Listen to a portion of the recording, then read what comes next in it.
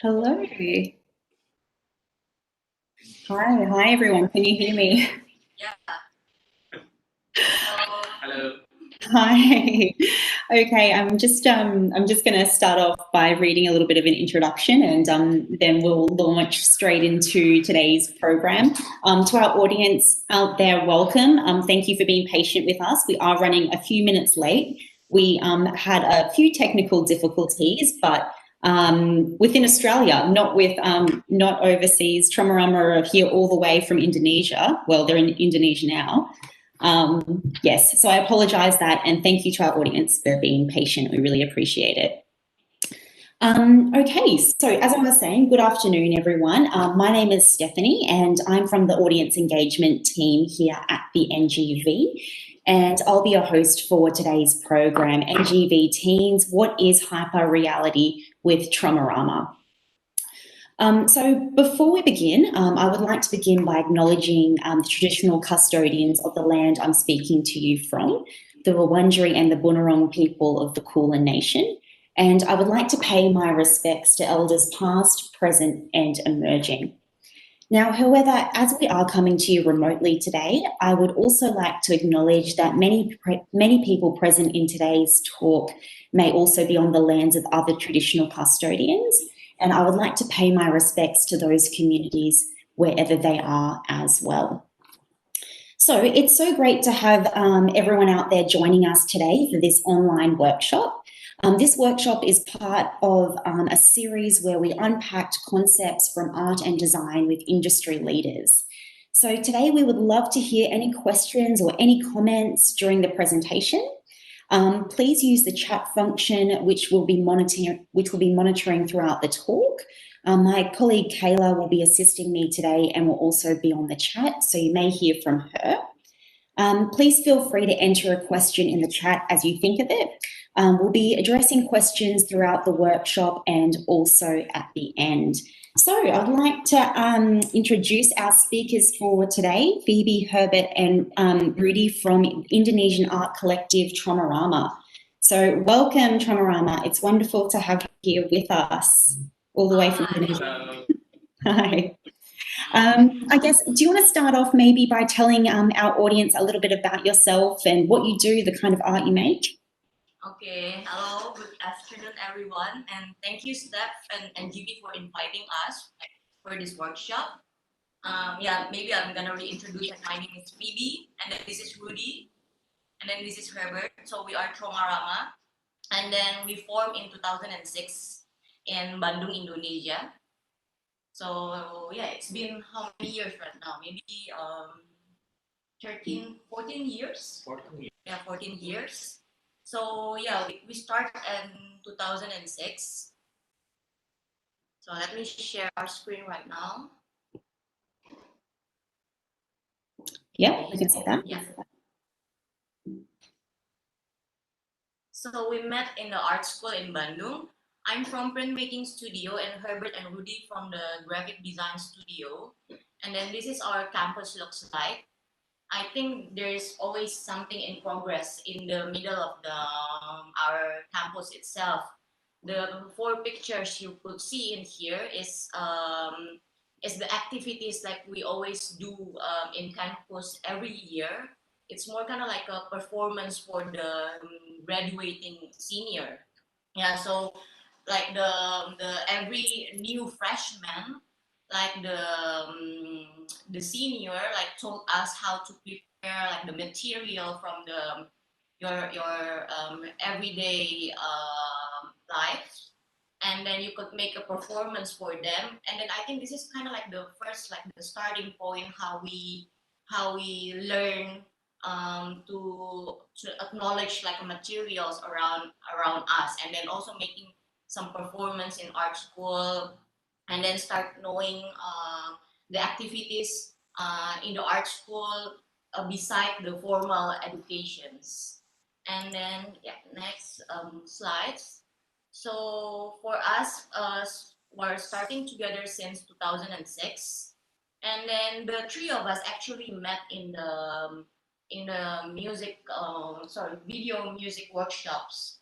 Yeah, so in 2006, the three of us we attend a workshop called Video After School, and then from then we start working together. Like the three of us start working together, but initially we have the same interest. Like we have the same interest with the music video. We have the same interest doing the animation, and then at that time we really. We're really interested to do something with the stop motion techniques. So like maybe I'm gonna explain a little bit about the stop motion techniques. Like the stop motion techniques like we did back then, it's how to make an illusion of movement by making by taking pictures. Yeah, by taking pictures one by one.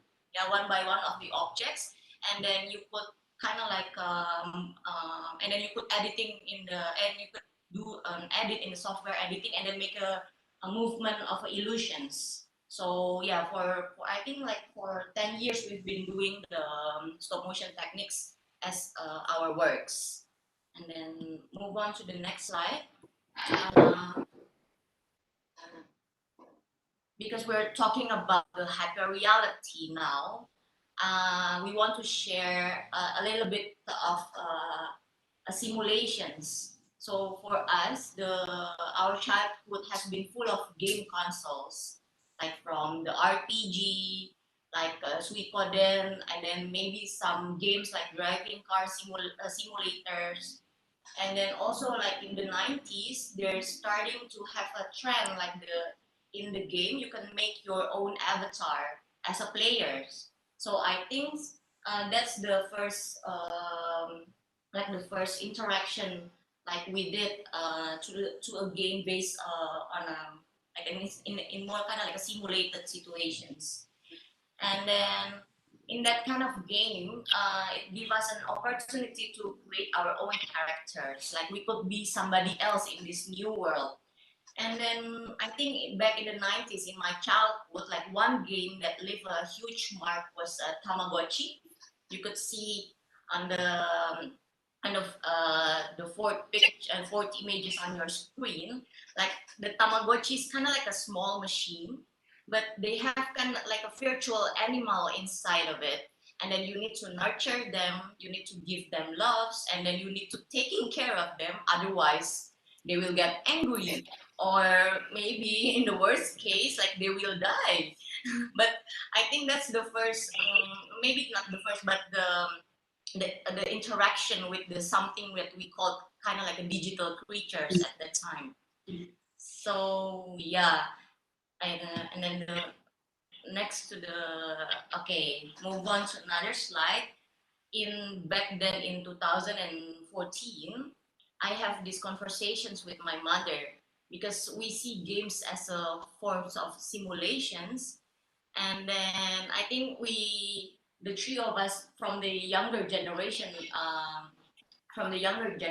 we have this kind of like a perceptions, like that you can construct an image. And then in 2004, like my mom coming to me, and then because she just like joining with the WhatsApp group, and then told me about this footage, like a video footage from her WhatsApp group, and then told me, there's a war going on in another country.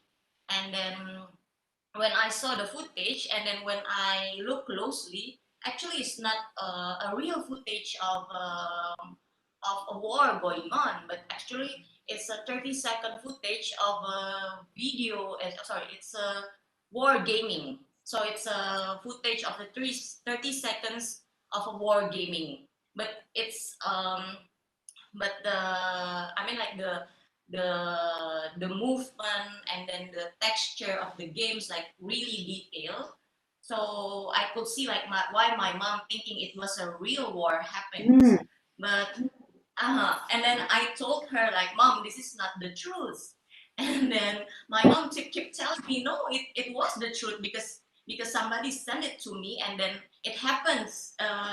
It's going on in another country. And then I realized like my mother has experienced the moment of hyperreality itself, which is for me like the hyperreality is kind of like a moment where where you could not make a difference which one is real and which one is simulations. So in this case, my mother perceived this image of war that generated from the game as a real one, as it really happened in the real world. So I think like I share that story to Herbert and Ruddy, and then like, you know what, like my mom really perceived this as the truth, and then it become kind of like a starting point for our discussions. Okay, move on to the next slide. So in 2015, we do have a works called Panoramics. So Panoramics is one of our early works that was triggered by the notions of hyperreality. And then um, for us, the Panoramics try to fabricate and stretch the reality on media using the feature of what technology could offer. So maybe we will play a bit of footage of Panoramics in here.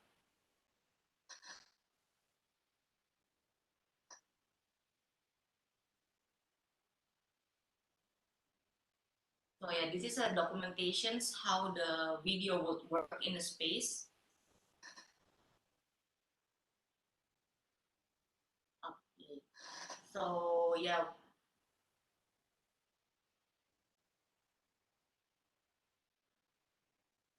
so we would like to highlight how powerful an image to deceive our perceptions. And then I don't know how many of you thought there is a wind that blow out of the image of the greens. I think that maybe this is the question for the audience, like if they could see this as a just like a screen, or maybe just like a fabric flowing by the wind, and then this is the sequence of the movement that we make in panoramics. Okay, next to the slide. Okay, in here we want to talking about the causal relationship that happens in our surrounding.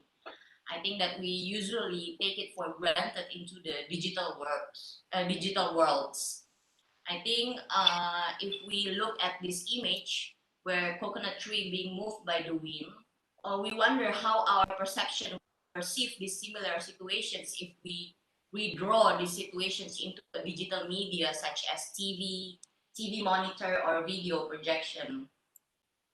And then we came up with the intercourse. This work consists one of TV monitor, as you can see on the right side, and then one big video projection on the other side. The TV monitor shows a fan, and then the video projector shows various objects. And then let's see, let us play the video for you guys.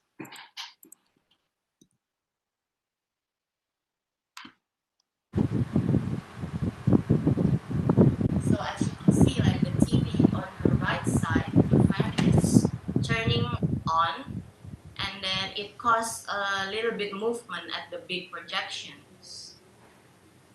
Now the fan is slowly turned off, and then also it make a cause in the other projection, like the small plants, they start stopping. So this is what the video looked like. So I mean, like when the video when the fan is turned on, it also causing the effect on the other side, the big projections. So the funny story when we exhibiting these works is that there's no audience want to cross the space in between two screens. Yeah, it's funny for us because they think it will make an effect. It will make an effect on how the wind blowing between the two screens. So for us, like, wow, it's a really interesting ideas, because now like the something like very digital or maybe very virtual actually affect the human body, like like you don't want to cross this space. Yeah. So for us, it's a really interesting. And then move on to the other slide. As it's also we're talking about the causal relationship. We want to talking about the gravity. So you know, like gravity, it's a physics. It's a law that something that fell on from the highest place, it will land. It will land and it will fall. So how if we take this something that is very logic and then something that is very apa ya maksudnya itu udah jelas gitu. Something that is very rigid, like you know about this physics law. It happens in our daily life, and then we put it into the screen. So that's why we came up with the idea of this word called quandary. So as you can see, this is the sequence of the video of the works itself. So we have the two installations of we have two installations using the two TV monitors, and then as you can see the objects in here.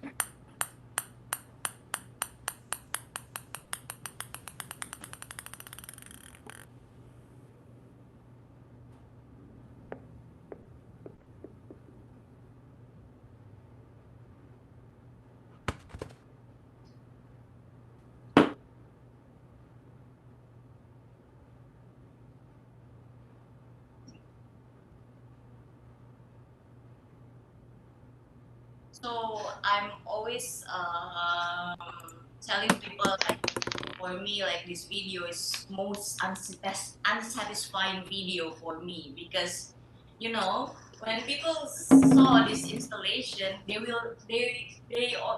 like it's clicked on their mind that the objects will fall into the ground.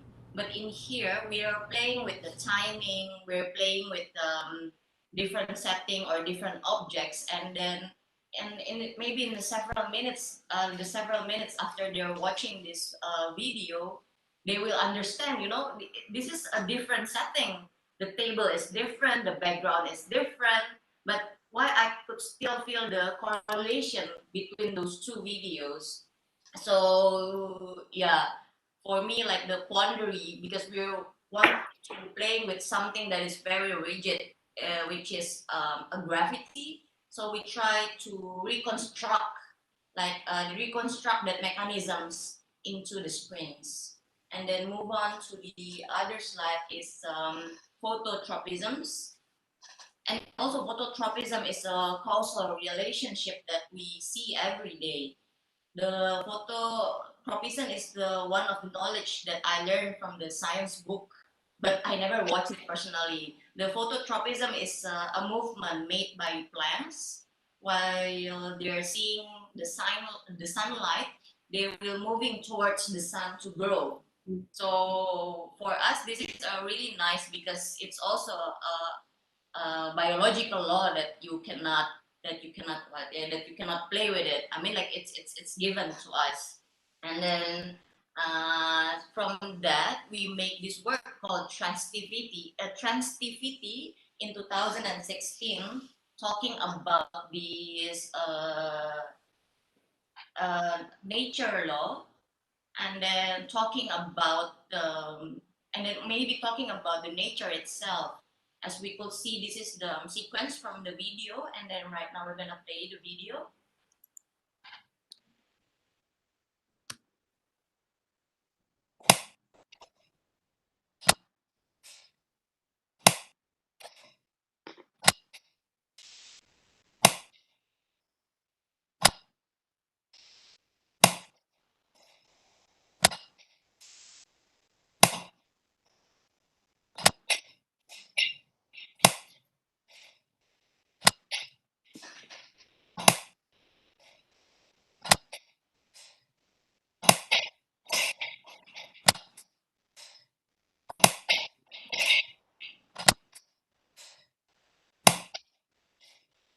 So maybe with the logics of phototropism, we try to apply that in our videos in here. I think it's a very simple techniques.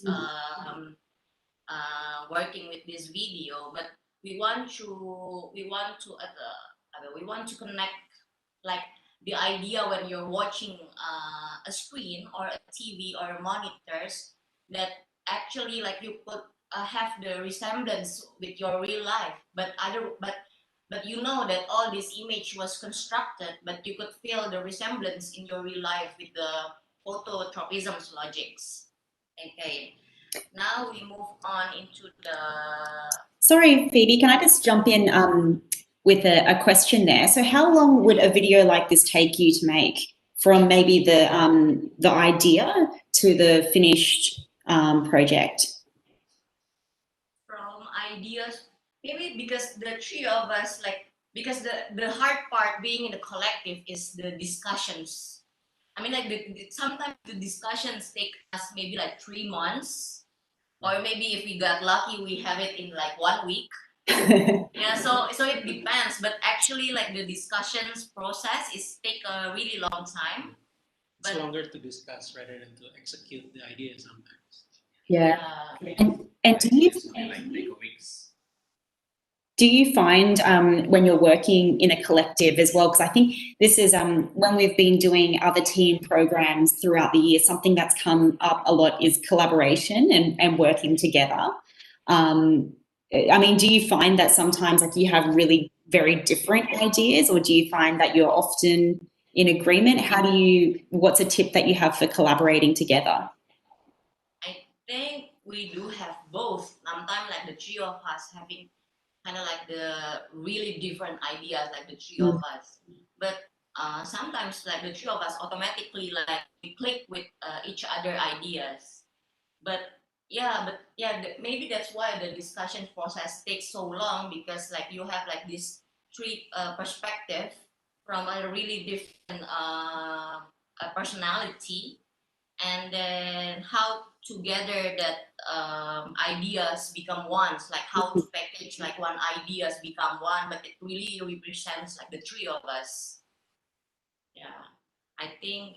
Yeah, do you have something to add on, Ruddy or Herbert? Yeah, maybe the key to when we execute a project, when somebody throwing their ideas into the table, the important thing how to improve this idea further. Yeah. Well, maybe one of us is asking questioning about the ideas, but the goal is like how to this idea become more elaborate further into like become more rich and rich. But of course, the process is like sometimes it's really painful because you always get a rejection. Yeah. Or maybe questions. Questions. But when you arrive at that point where the eureka moment, that's like for me personally, it's really rewarding feeling that we can achieve this point all together.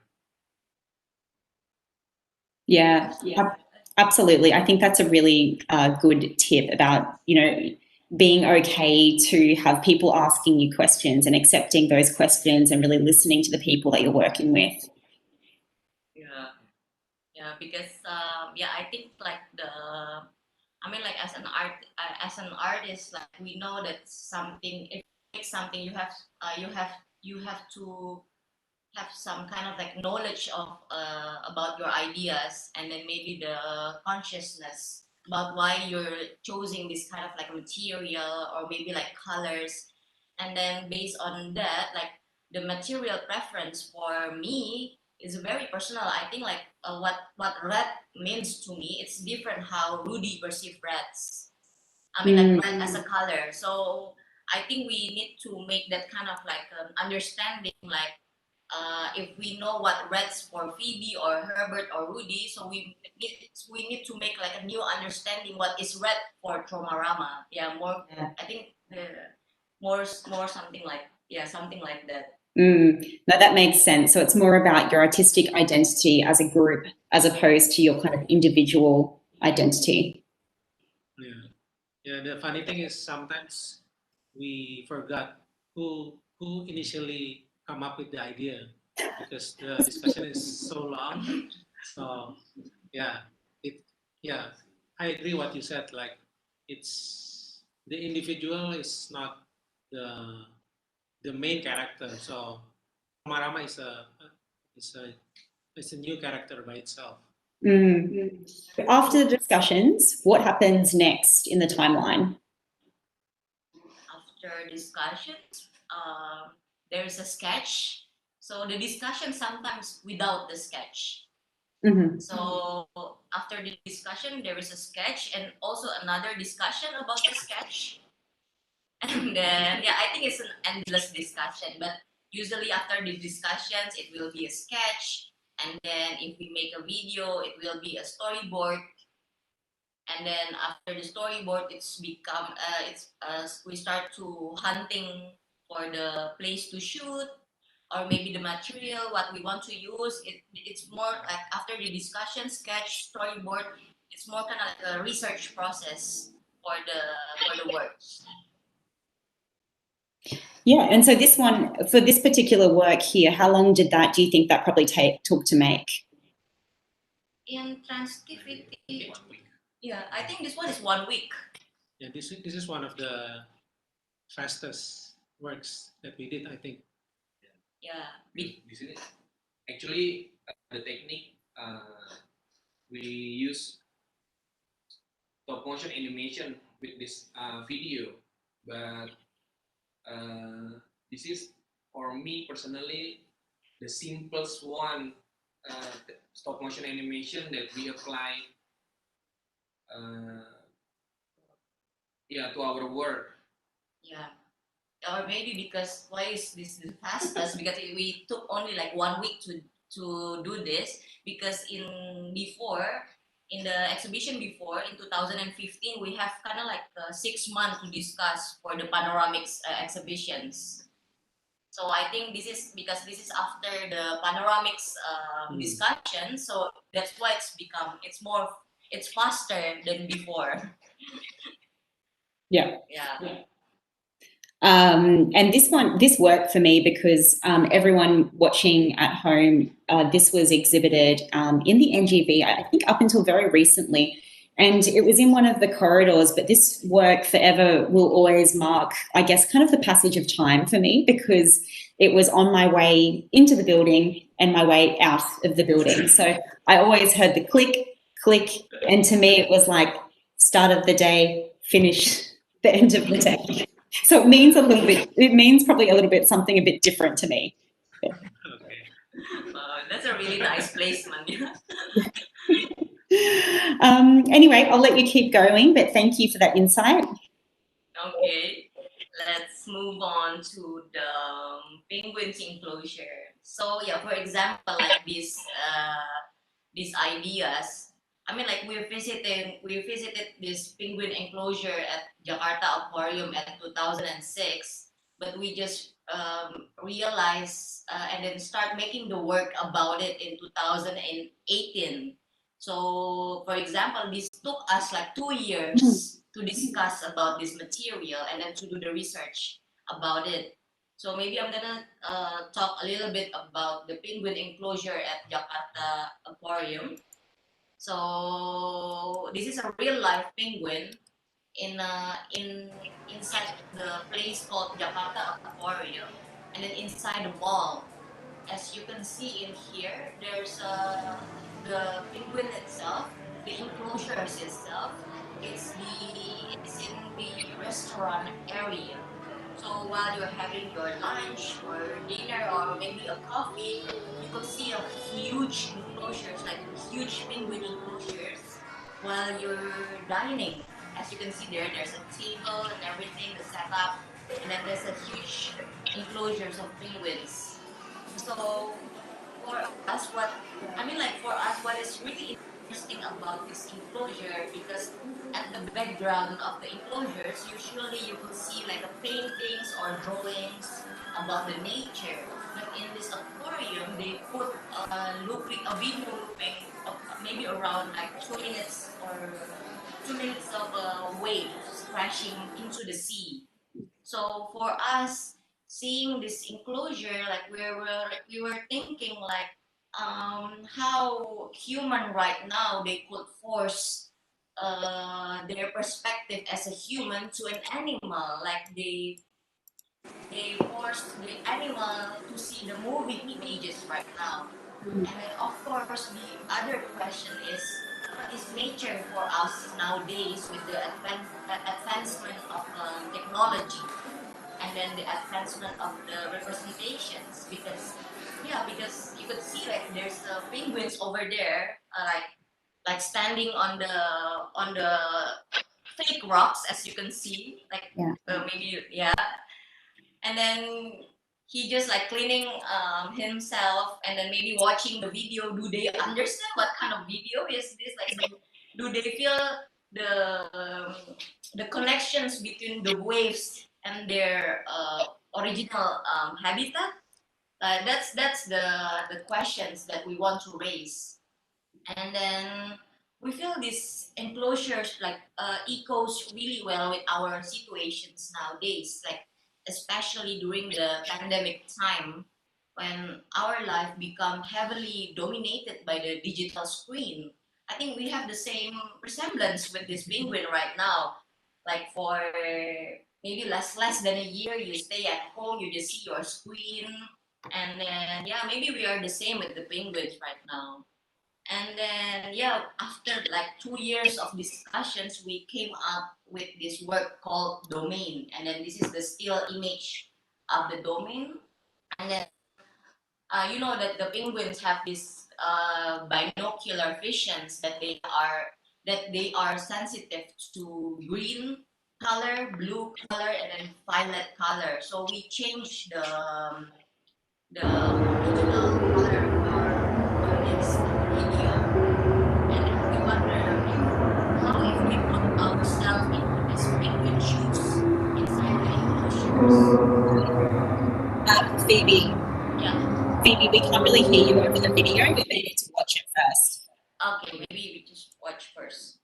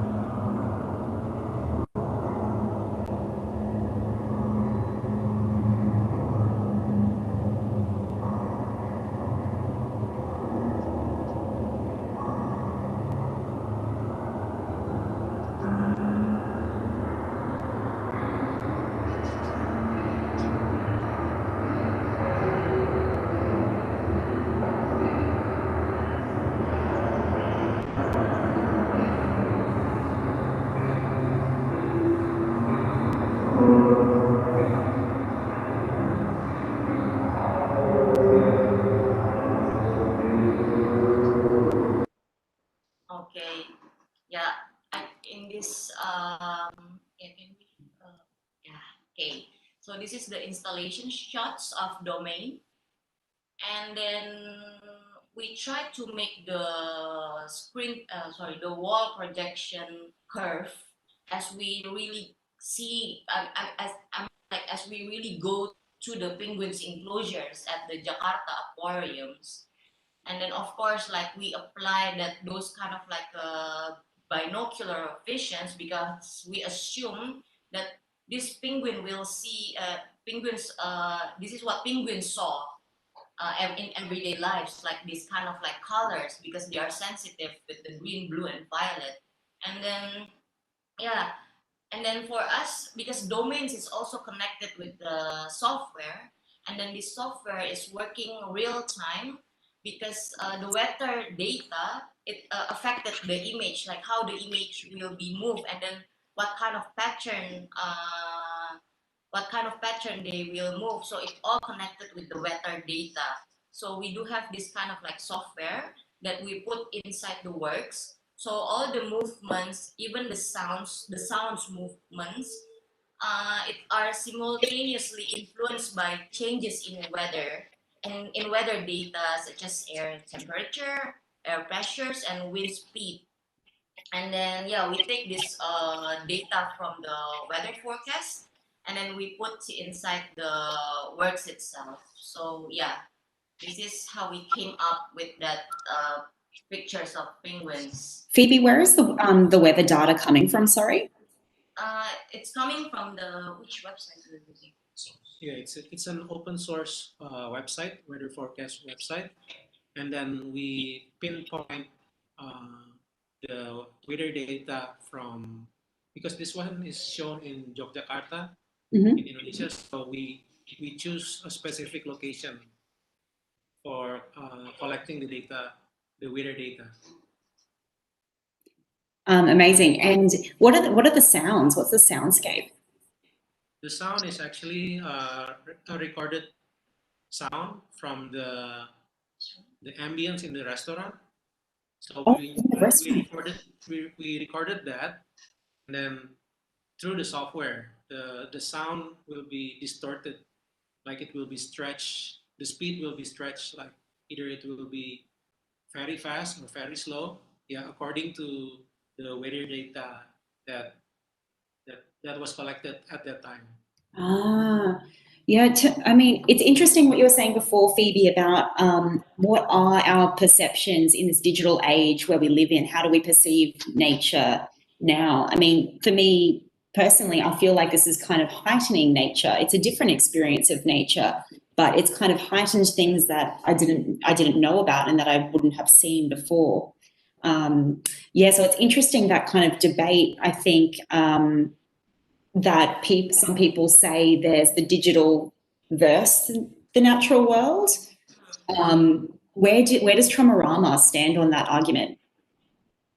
Yeah, I think yeah, because in domain like we're I mean like if all the world I mean like if the image like we perceive is all the representations, like for example like maybe we could go back to the history of the zoo perhaps.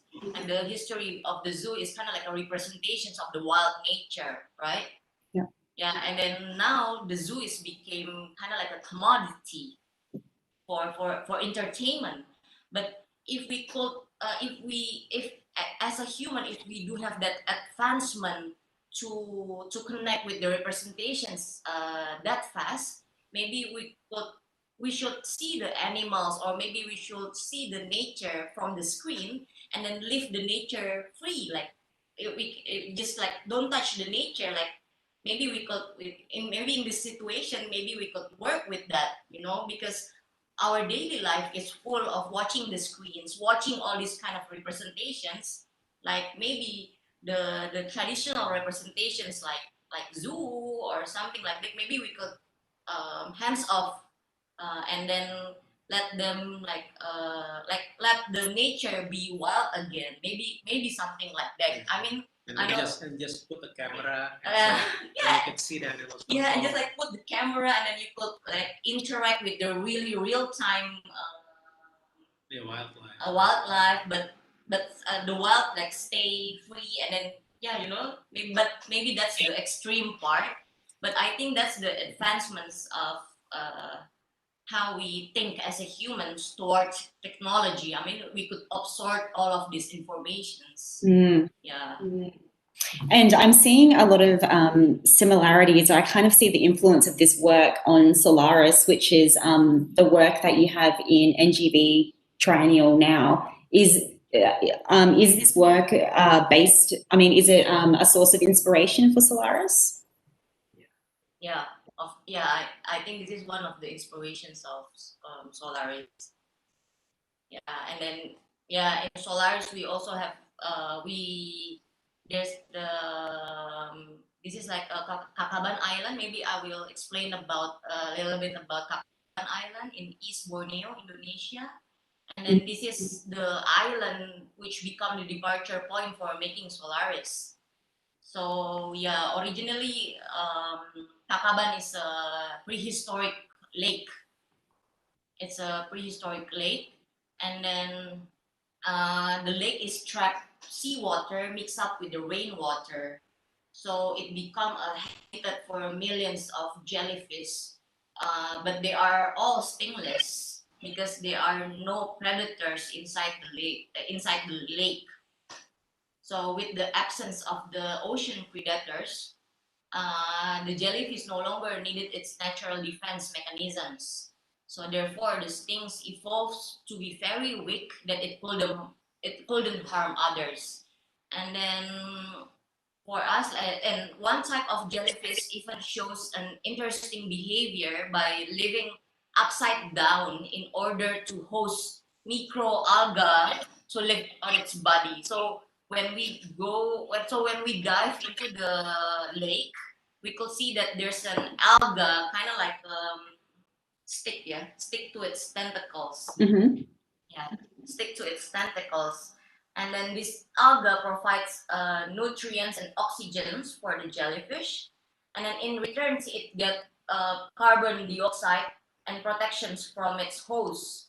So this alga and then this jellyfish, like they are coexist in order to survive in this lake. So this is the jellyfish. And then so I think, So jellyfish is one of the species, for us, the jellyfish is one of the species that benefit from the global heating. Like where they could survive the ever-changing ecosystem throughout the million years because they live coexist with the alga, and then because of the global heating, because the jellyfish with the heat, they keep, evolve, yeah? Yeah, they keep evolve. Mm-hmm. So I think I'm going to show you the next slide. And then this is the ecosystems in the Kakaban Island.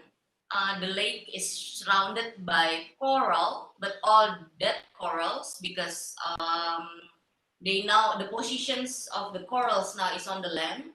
And then though the locations is in the middle of the oceans, the lake waters is not taste salty as an ocean water. So it's mixed between the salty water and then the seawater and then the rainwater. So what to call it? Like it's became it's a mix of both. So it's not salty as the normal ocean water will be. Yeah. Yeah. And then I'm gonna next move on to the next slide. So this is the sketches that we made for the Solaris. So this is the original sketches from all the photos and videos of Takaban Lake and its surrounding. We make the world of Solaris. So it's being built by many geometry shapes which become the space for image collage. Like for us, Solaris is a summary of our experience in Takaban Lake in the form of simulations. So I think we're gonna show you what jellyfish looks like in Kakaban Lake.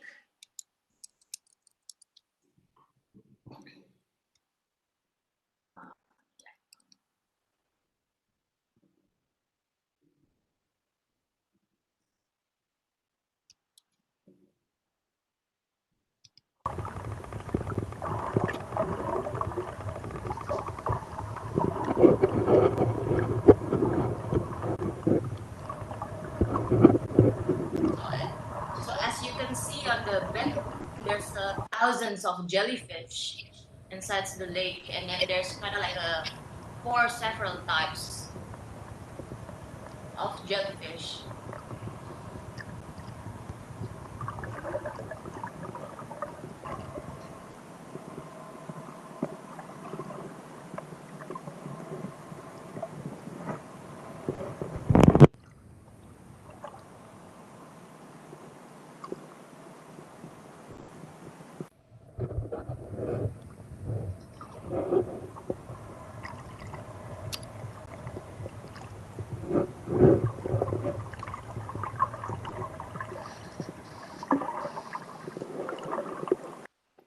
So Yeah, if one of the jellyfish is really small, Like if you can see on this part of the screen, can you see my cursor moving? Yeah. Yeah, this is one of the type of the jellyfish. It's quite hard to capture it on camera. One of the sorry? One of the types of the Oh, one of the jellyfish. types of jellyfish. Yeah, so there's like 4 types of jellyfish in the lake. And what sizes do they range from? I saw one that was like quite transparent, but it looked quite big. Oh, maybe it's like a size of a pizza Ah, plate. Yeah, that's huge. yeah, it's quite huge. And But luckily, it's not it's stingless. yeah, stingless. Right. Amazing. It's really dangerous. And did you go here to film this? Sorry, did you go to the lake to film it? Yeah, we went there For 2 days swimming. in early March, so it was the last, maybe our last flight for 2020 before the major lockdowns in all over the world. So yeah, we were quite lucky to have a chance to visit the lake in person. Mm.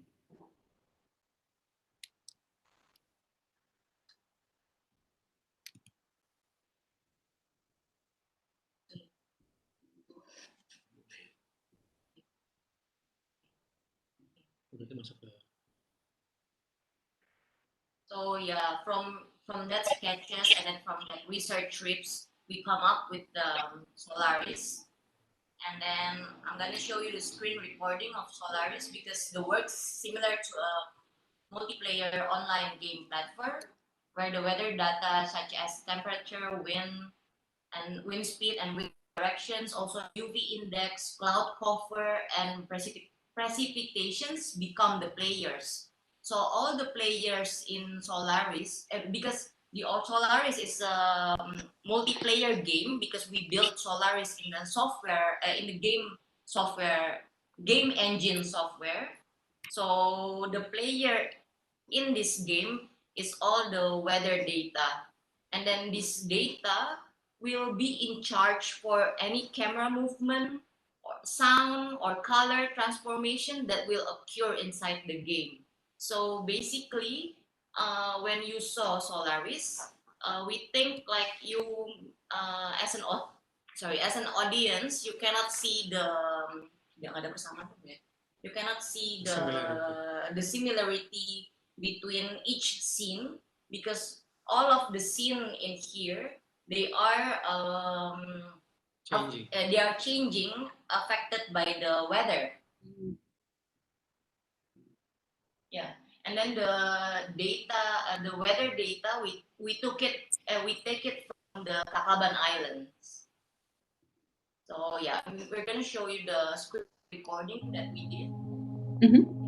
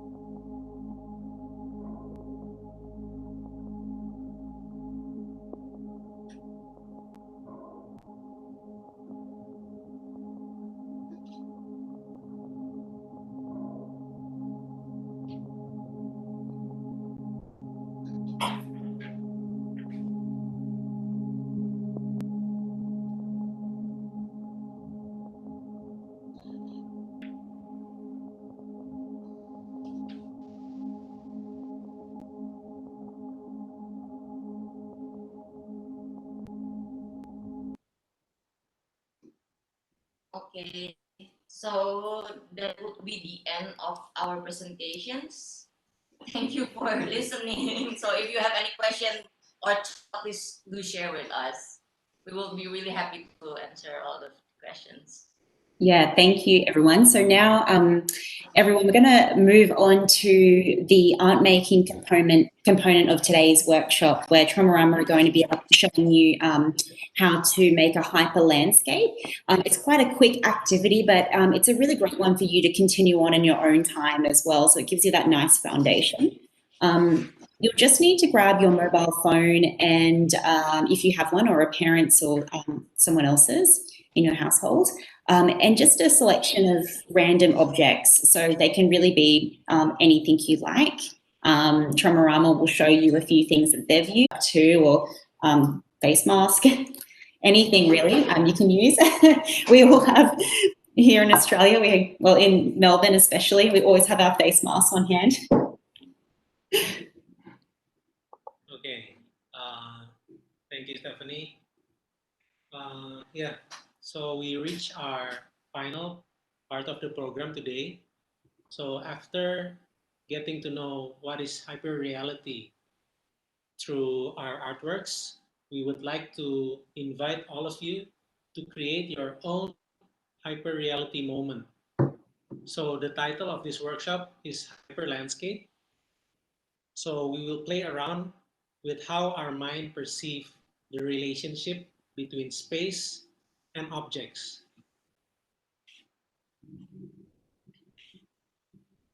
So this is an example of an interesting image that we found on Google Maps Street View.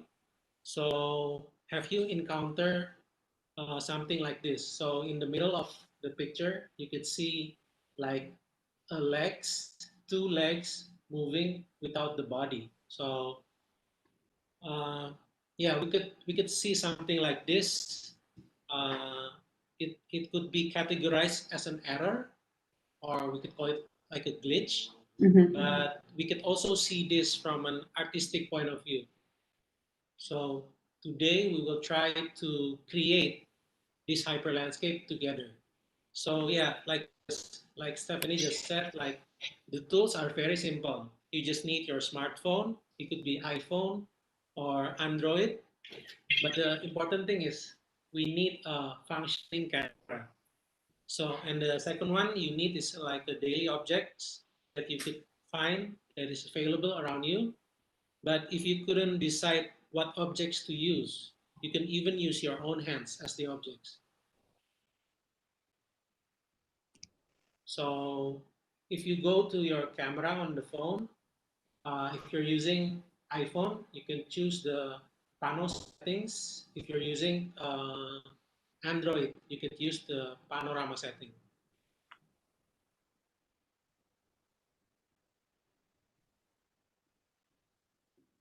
Yeah, if you're not familiar with making a panorama photo, so basically it's a feature that could combine or stitch multiple photographs into one single photo.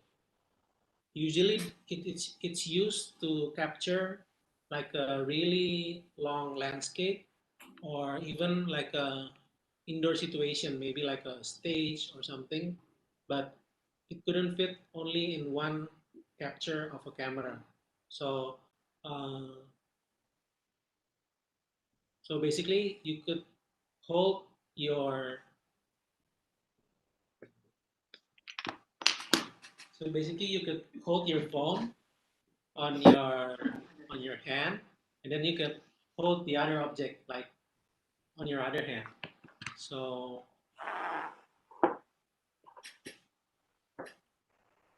yeah, you could move like if you use the camera and then you hold the object and then you slightly move the camera to the arrow, like in the screen you can see like there's this arrow, and then you move the camera to the left, to the right, for example, and then you move the object with you, and then up or down, or maybe to the left or to the right, or further from the camera or more closer.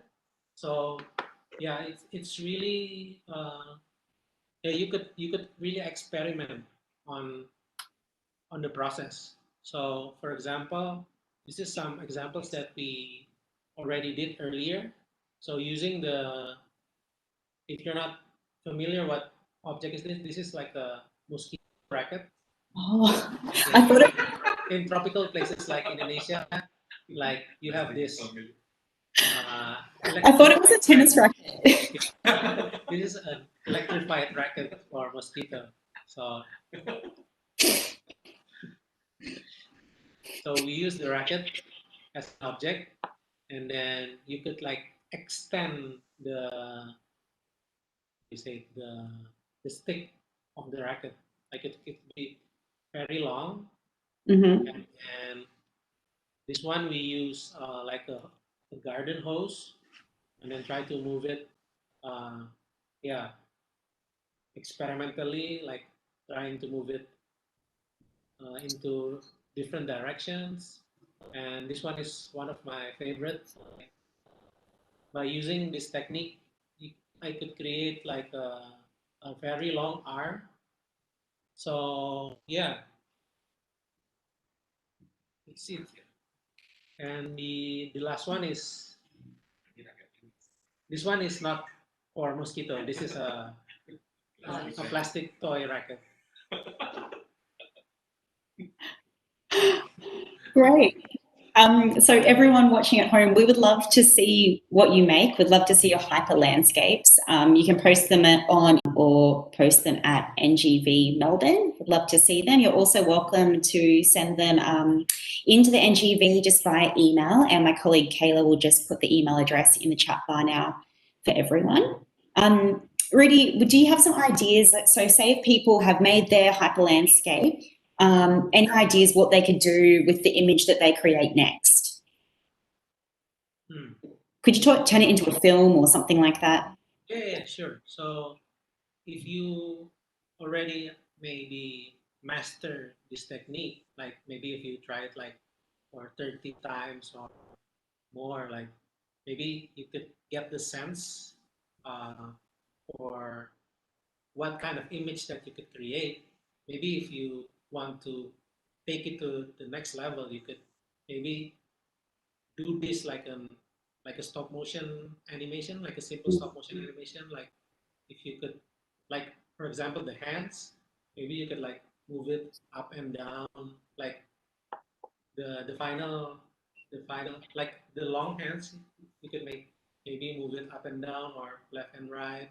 So yeah, I think the yeah, your imagination is the limit. I think like you could, if you're happy with the experiment, you could like push this into, yeah, like a video, like a stop motion video, or maybe you could, for this workshop, it's only like one person holding the phone and holding another object. Maybe you could like work together with somebody else, like maybe in the room you could like put a person in, maybe in the left hand side of the screen, and then while moving the camera, the person is moving. So you could, yeah, you could play with everything that you could imagine. Yeah, play around and see what you make. If you make anything like that, if you make a stop motion animation, make sure you share it with us, the NGV, and I'll share it with Tromarama. We'd love to see what you create. Yeah, well, thank you so much, Tromarama. I guess we're coming to the end of the program now, but I just anyone who is able to visit us in Melbourne, come into NGV Triennial, see Tromarama's work, Solaris, and it's a different experience, isn't it, Tromarama? I think you've seen the installation shots, but unfortunately haven't actually been able to be in the building. But when you are in the gallery, it does kind of feel, it almost feels like you are underwater with the soundscape and the light as it bathes you. So if you're able to make it in, come and see it. It's definitely worth it. And also come and visit the rest of Triennial as well. So for NGV teams, I'll be back on Tuesday afternoon with a workshop on Melbourne interior designer Danielle Brusman. She's going to be talking about colour theory, and we're going to be making some cardboard furniture.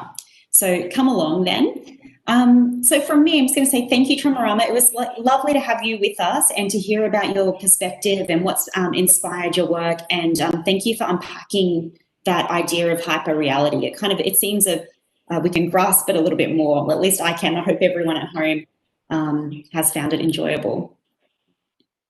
Okay, thank Bye. you. Thank you. Thank you, everyone. Thank you, everyone. Bye. Thank you. Bye.